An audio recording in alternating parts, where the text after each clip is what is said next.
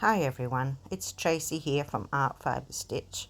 We've been playing and you've missed a couple of videos, so I'm just going to fill you in quickly. I did some printing from the garden and I really liked this one, and I printed with the leaf and I got the veins in there, and then I decided to add some more. So now I'm painting like a watercolor effect, just adding some color. I'm using acrylic paint.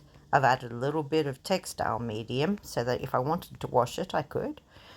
And then in the next video we experimented with using fusible web and adding some little bits and pieces to really, what's the word, punch it out. Then I added in this piece of brown material, it's a linen down the side, and I was looking at how was I going to join it. So that's where we're starting now. We had only just done a few stitches in the previous video, but I'm excited. So here we are. There's our piece we're working on. You can see I've done this line here, and that's because I've done some seed stitch here to hold that down. Haven't held this bit down yet. I'll put something there. So let's get stitching. Just going to bring some orange in. It's been very muted, these colours. That's why I put this darker colour in and this brighter one here. I thought just a few little bits of that is really going to help, I think. I'm just going to start by getting down some of these sheer bits that I've appliqued on with the fusible web.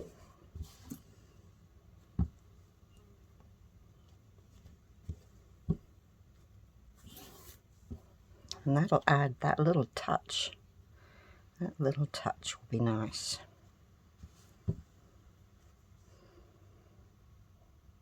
Well, I don't need to just do running stitch. I might decide to do a few little seed stitches to hold that edge down, you see.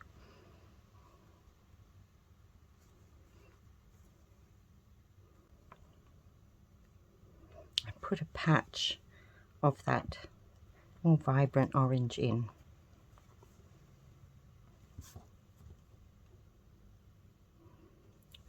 It really is fun to make these things up as you go, and you will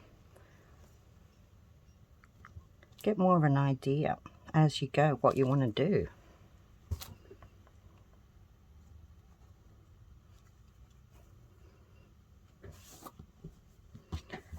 And this one here, you can hardly see it. That's where we put the silk in. I could drag out some stranded cotton, you know, I may do, but I just wanted it to be more chunky at the moment.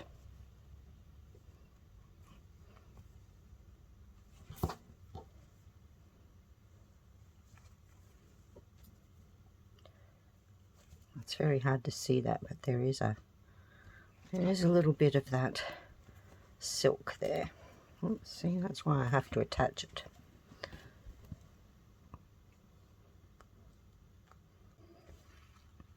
So that's what I'm wanting to do in the most part. I'm just wanting to get those edges down somehow. Bring in some different colour. Do some seed stitch sometimes. This is going to be like a very wild garden.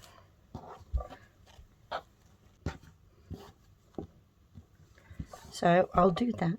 I'll go around some bits, making sure it's nearly all down, and then we'll take another look and see.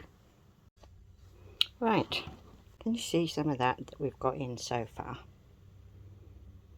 Well, I've just scrambled out a couple of hand-dyed threads I've done that's got these delicious colours in, and some green, and I like the way it blends, and so I'm going to add some of that in to blend some of these colours and maybe bring in a little touch of green as well. This one's got some green. That's next. Let's see if that helps.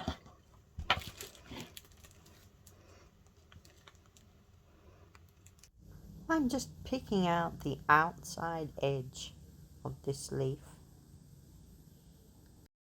And then maybe I'm going to add in a little bit of seed stitch to start with this blending.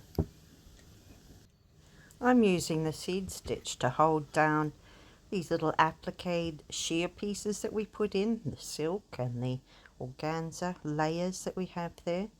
I mean, yes, they've been glued down with the hot iron, but they do need something. So just a little bit of seed stitch over the edges or running stitch around it is enough to hold it where we want for our picture. I will go through stages where I'm thinking, oh, this isn't working. Don't know that I like it.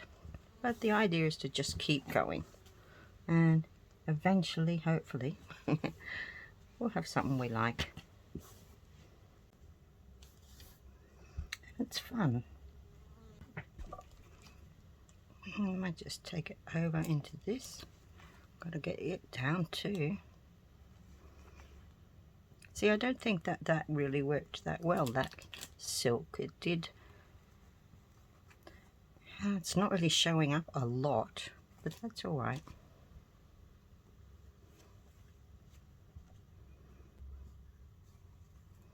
A project like this can keep you going a very long time. It's very, very therapeutic to just keep stitching.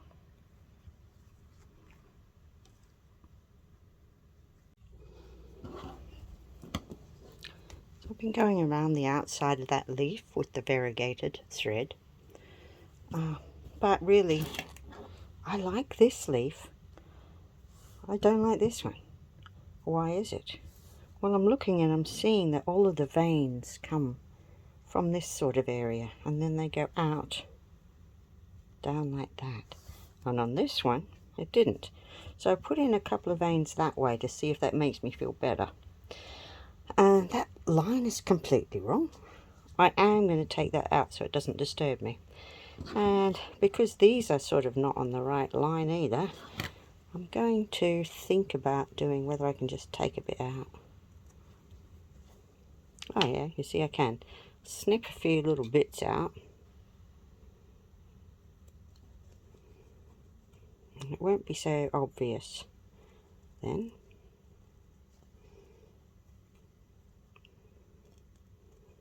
So, alright. And you. There we go. A few little bits in there are now cut out. Taking that one line out, and I'll see if I can resurrect it from there. But I like this one, like that.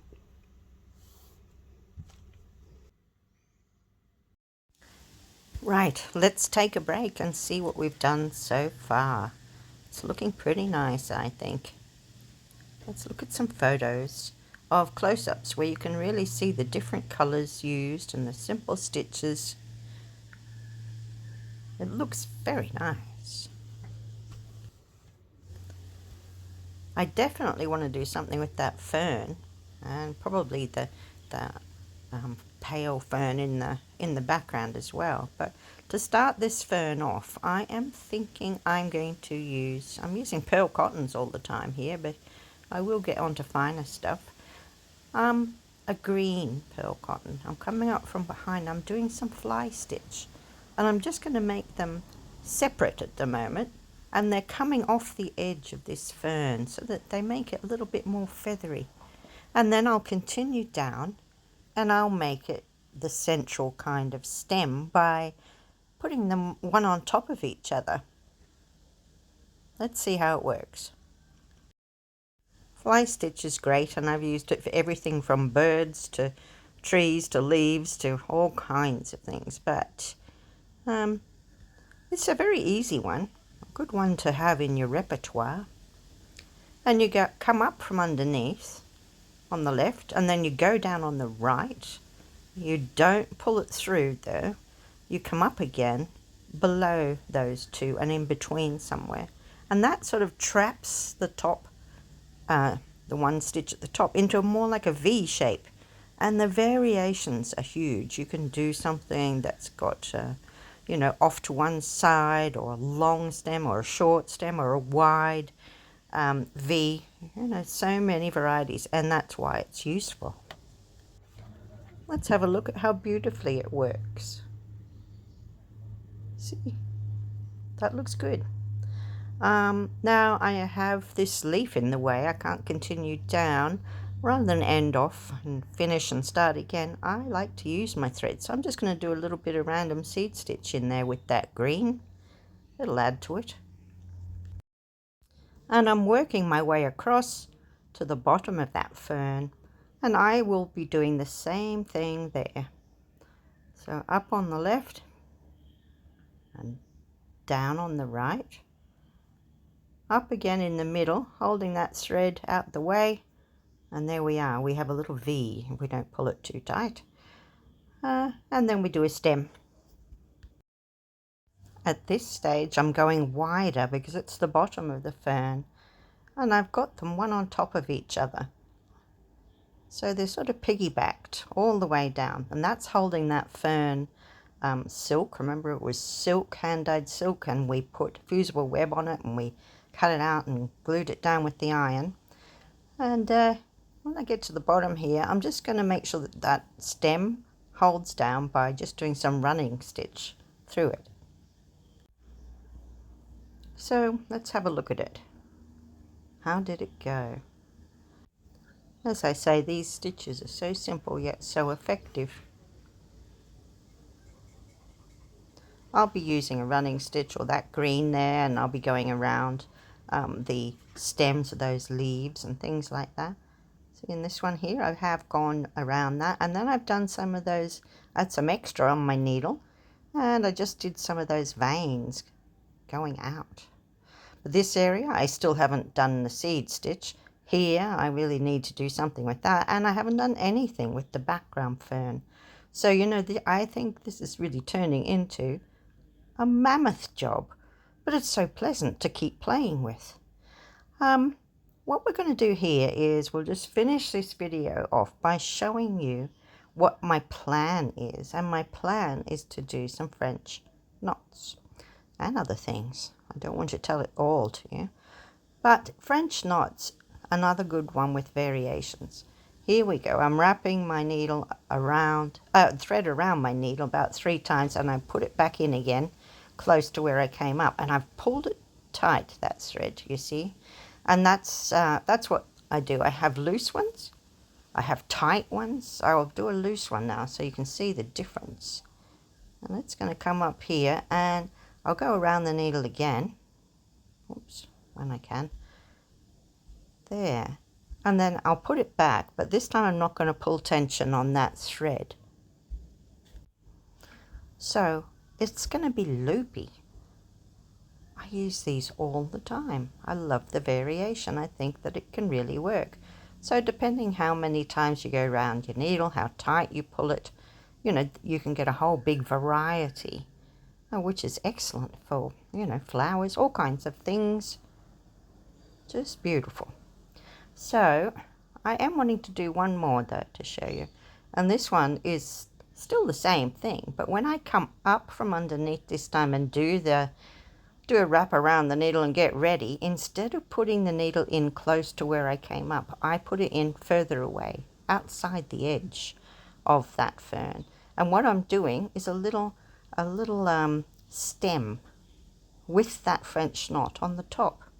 And that can work really good for seed heads and all kinds of wonderful things. But I thought, you know, that would extend our edge of that fern.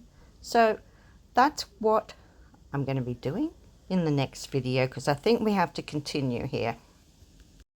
Sometimes I can just get so enthusiastic about a project, but we're always bringing something new in, so that's okay.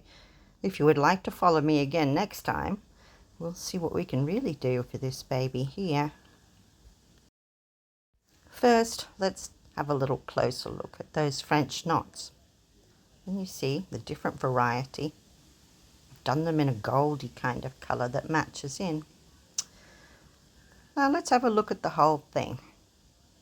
You know, we're really building it up, aren't we? We've got our our watercolor kind of printed background, and we have our leaves that we printed. But look at it, it's getting more body, it's getting more color, it's getting more substance. And well, I figure there's at least one more video here. I think I'll only make it one, I promise. But you know, I would really enjoy doing a little bit more to this to finish it off. So I hope you've enjoyed watching, and maybe you're going to try some of these things for yourself. And I do appreciate you coming and seeing what I'm up to. And don't forget to like and subscribe if you haven't already. And I'll be seeing you next time with the finished project. Thanks again.